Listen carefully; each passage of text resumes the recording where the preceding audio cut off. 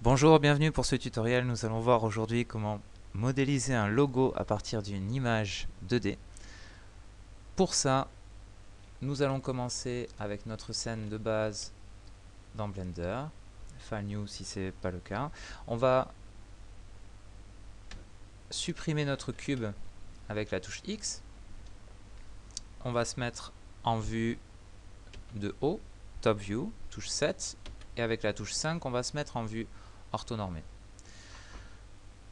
Alors, on va importer une image et la mettre en fond. Cette image, c'est celle-là. Le but de l'opération aujourd'hui, ça va être de passer de cette image-là à quelque chose comme ça. En l'occurrence, c'est celle-ci qui nous intéresse. On va la mettre directement dans notre viewport en allant chercher background image. Et à partir de là, on peut faire un clic et glisser dans notre scène et on va retrouver notre image en fond. Alors, cette image, on peut lui dire sur quelle vue on veut qu'elle apparaisse.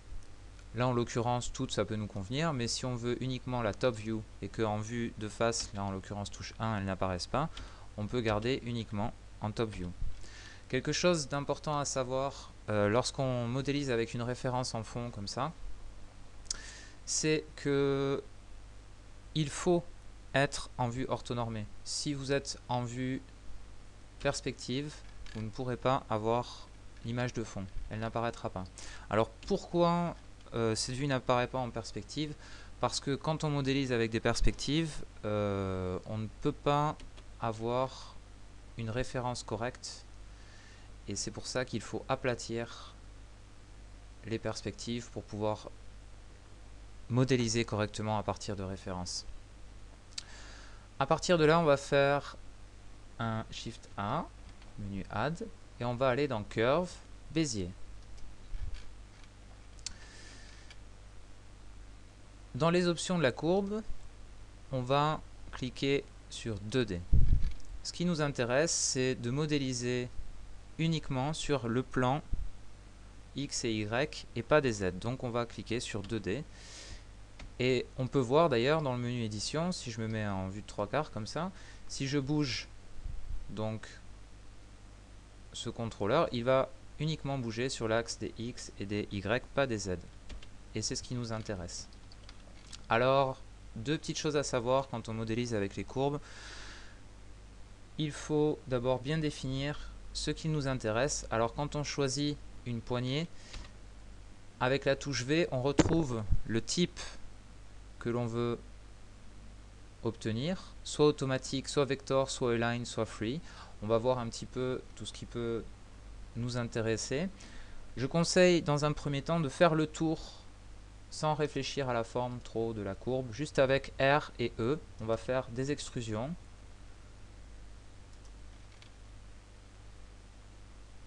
Donc, et on va placer juste nos points là où on veut passer nos points de contrôle. Donc je vais faire extrude. Ok, juste un petit R. Extrude. Toujours touche E et R.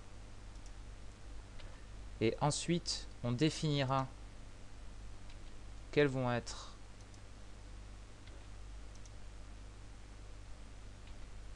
les types de poignées pour chaque point.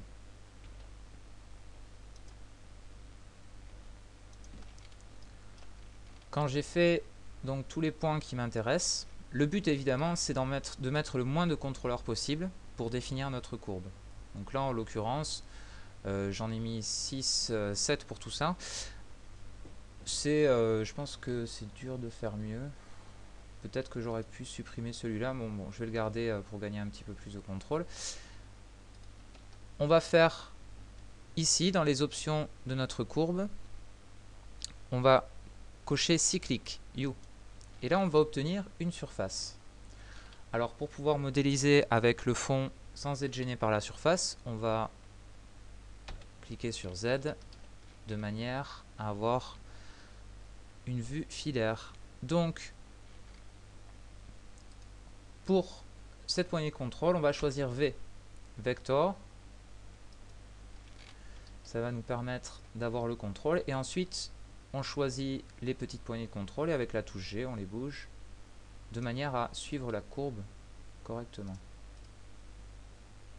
D'accord?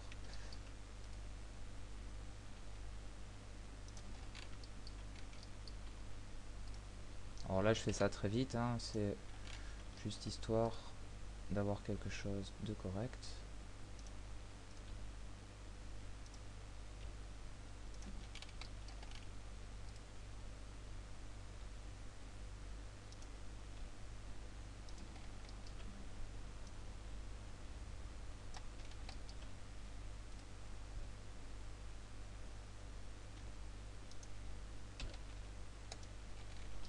Voilà, celle-là aussi va être en vector, de manière à obtenir quelque chose d'aigu. Donc vector, c'est quelque chose qui va avoir un angle aigu.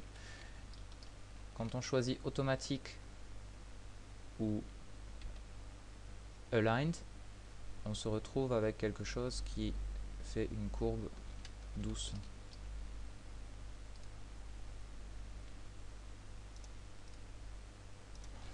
Voilà, on peut dire que le tour du logo est à peu près correct. Peut-être on va augmenter un peu celui-là. Voilà. Je sors de la vue transparente avec la touche Z. Je peux sortir du mode édition avec la touche Tab pour voir ce qui se passe. Jusqu'ici tout va bien. Et là avec la touche A, je vais sélectionner toutes les poignées de contrôle. Avec Shift D, je vais tout dupliquer. Clic droit, donc je laisse ma duplication là où elle est. Je vais faire un R 180 pour tout retourner. Et avec la touche G, je vais caler ça sur l'autre partie de mon logo, qui est la même. On ne va pas refaire la même chose deux fois, évidemment. Et là, j'ai la première partie qui est faite. Je m'occuperai des extrusions dans la deuxième partie. Pour l'instant, je vais ajouter un texte. Je vais faire Add Text. Alors pour ce texte, en l'occurrence, j'avais choisi une police. On peut choisir les polices dans Blender ici, dans l'option Font. Donc en l'occurrence, je vais aller chercher ça directement sur le bureau dans Logo Velocity Font. Voilà, c'était la fonte qui m'intéressait. Je vais faire en mode édition. En mode édition dans le texte, on est comme sur du texte classique dans un éditeur de texte. Donc là en l'occurrence c'est ABC Info. Très bien. On peut ici voir la taille de notre texte. D'accord, que je vais augmenter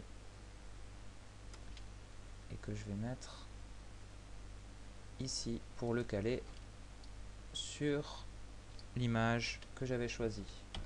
Je vérifie en mode wireframe si tout va bien. Tout va bien. Et à partir de là, je vais pouvoir commencer une extrusion pour passer du mode 2D au mode 3D. Alors, ces paramètres, on va les retrouver ici. L'offset, extrude, depth et resolution. Alors, on va voir quels sont ces paramètres et à quoi ils servent. Donc, je vais me mettre en vue 7. Je vais passer en vue 3/4 un petit peu. Voilà, qu'on voit un petit peu ce qui se passe. On peut voir que l'extrude donc crée une extrusion sur toute la surface. Là, je pense que je vais garder un 0.5. Très bien. Le depth va créer un chanfrein sur notre volume. Je pense qu'on peut garder ça, un 0.05, très bien. Alors, je ne vais pas les utiliser là. L'offset va créer un décalage intérieur ou extérieur par rapport au dessin qu'on a créé.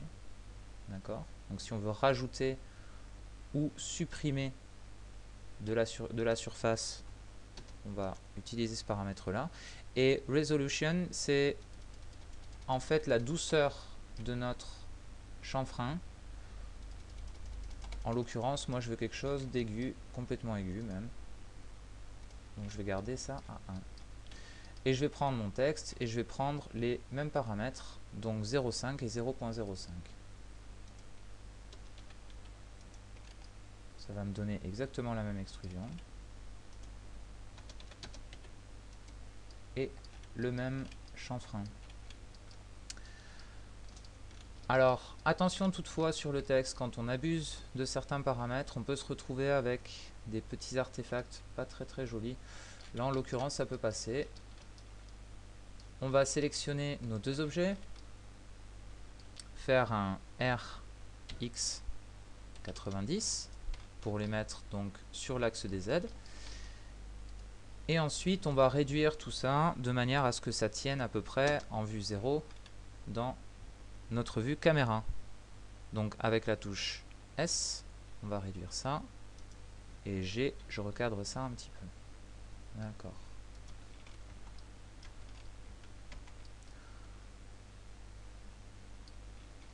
Donc voilà pour la première partie, on a modélisé notre logo.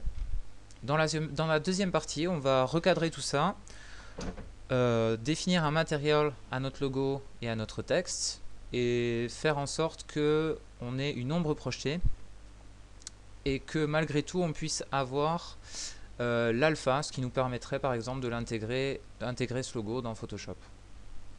Voilà, à tout de suite.